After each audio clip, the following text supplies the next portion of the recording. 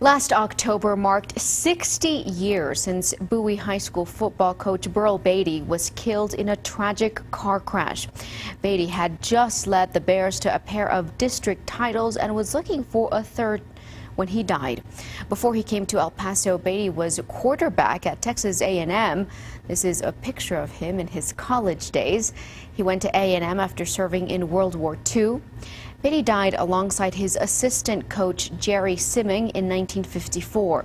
As you know, the Bowie High School Stadium is named Beatty-Simming Stadium.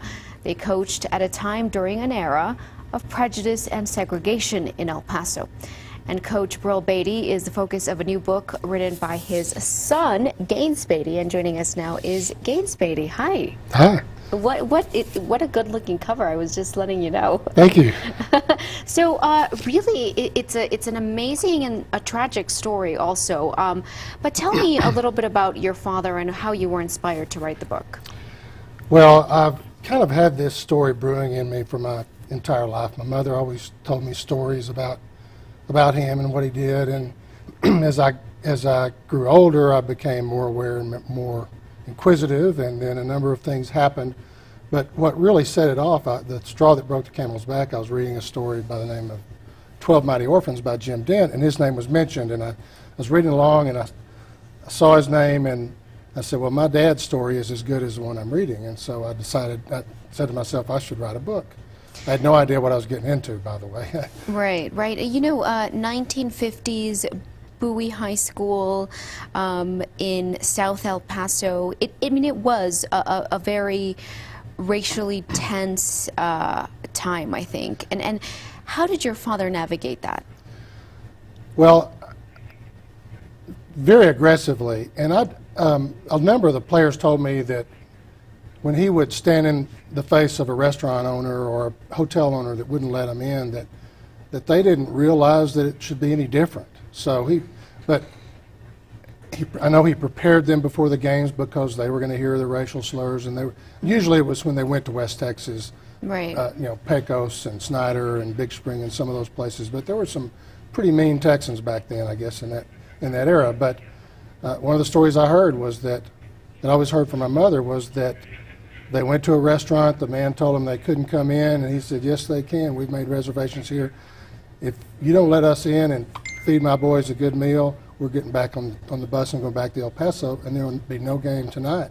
And that pretty much scared the guy. I think he must have thought he was going to be run out of town for canceling the game, and so he said, okay, you can come in. I mean, he really stood up for them. I mean, what a trailblazer. Very much so. This was 1950 and 54. The Civil Rights Act of 1964 was 10 years later, so he was fighting racism and segregation before it was legal to do so. I mean, it was legal to segregate at that point in time. How old were you when he passed in that tragic car crash? You were 4 years old. So, I mean, you grew up all of your life probably hearing stories about your father. Yeah, absolutely, and it was always inspiring. You know, sometimes when your mother tells you stories, you think, oh, Mom, you know, but these stories perked my ears up, and she didn't tell me a lot of detail, and I didn't ask questions. I regret that, but yeah, I grew up with just a sense of who he was and a lot of pride, and he was my hero. Mm-hmm, and rightly so. And so tell me, you've written this book. Did you speak to people who knew him?